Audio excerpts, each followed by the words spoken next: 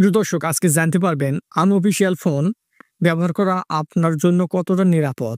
Unofficial phone কাকে বলে, আনঅফিসিয়ালে কোন কোন সুবিধাগুলো পাবেন না এবং অফিসিয়াল ফোন এবং আনঅফিসিয়ালের মধ্যে পার্থক্য কি সেটি আজকে জানতে পারবেন। এ টু জেড জানতে পারবেন আনঅফিসিয়াল ফোন সম্পর্কে। তাই আনঅফিসিয়াল ফোন কেনার আগে অবশ্যই ভিডিওটি দেখুন। প্রিয় দর্শক, অফিসিয়াল ফোন এবং আনঅফিসিয়াল ফোন কাকে বলে সেটি আপনাকে জানতে হবে। অফিসিয়াল ফোন হচ্ছে যেটি সরকারকে ট্যাক্স দেওয়া হয়, আর আনঅফিসিয়াল ফোন হচ্ছে যেটি সরকারকে ট্যাক্স দেওয়া হয় না। আনঅফিসিয়াল ফোনে সরকারকে ট্যাক্স দেওয়া হয় না, যার ফলে সরকারের ডাটাবেসে ওই ফোনের IMEI নাম্বার সংরক্ষিত থাকে না। এছাড়াও ওই ফোনের IMEI নাম্বারটি BTRCর ডাটাবেসে থাকে না। অফিসিয়াল ফোনের ট্যাক্স সরকারকে দেওয়া হয় না, তাই অফিসিয়াল ফোনের চাইতে আনঅফিসিয়াল ফোনের মূল্য অনেক কম। তো প্রিয় দর্শক, আনঅফিসিয়াল ফোনের যে সুবিধাগুলো পাবেন না, যেহেতু IMEI নাম্বার সরকার ডাটাবেসে থাকে না, তাই আপনার ফোনটি হারিয়ে গেলে ওই ফোনটি সহজে বের করতে পারবেন না, যেহেতু IMEI নাম্বারটি সরকার ডাটাবেসে নেই। প্রিয় দর্শক, আরেকটি আনঅফিসিয়াল ফোন কেনার অসুবিধা হচ্ছে, সেটি হচ্ছে আপনি অফিসিয়াল ফোনে যেমন ওয়ারেন্টি সাপোর্ট পান, প্রায় প্রত্যেকটা ফোনে 1 বছর ওয়ারেন্টি সাপোর্ট থাকে। ওই ফোনের কাস্টমার কেয়ারে নিয়ে গেলে তারা ফ্রিতে ঠিক করে দেয়, কিন্তু আনঅফিসিয়াল ফোনে ওই সুবিধাটি আপনি পাবেন না।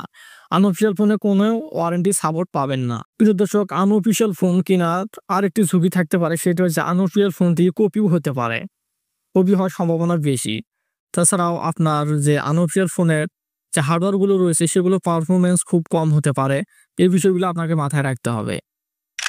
প্রিয় দর্শক, আনঅফিসিয়াল ফোনের আরেকটি অসুবিধা হচ্ছে সেটি আনঅফিসিয়াল ফোনে আপডেট আপনি নাও পেতে পারেন।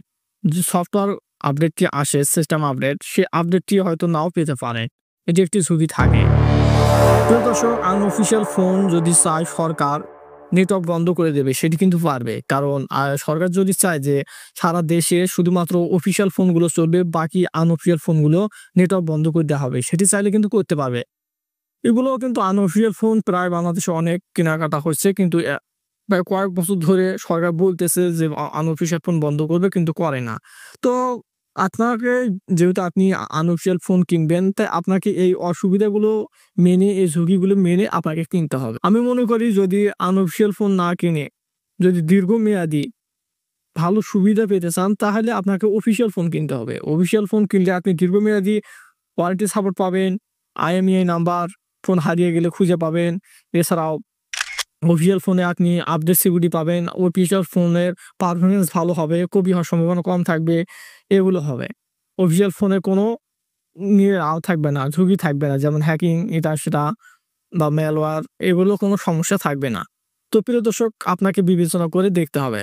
তো আমি শুধু আজকে জানালাম যে অফিসিয়াল ফোন এবং আনঅফিসিয়াল ফোনের মানে ঝুঁকি কতটুকু বা এর পার্থক্য কী, এবং প্রিয় দর্শক, আনঅফিসিয়াল ফোন কতটা নিরাপদ সেটা আপনি বুঝতে পারছেন এবং আপনাকেই বিবেচনা করে কিনতে হবে। প্রিয় দর্শক, এই ছিল আজকে ভিডিওটি সম্পূর্ণ দেখার জন্য অসংখ্য ধন্যবাদ।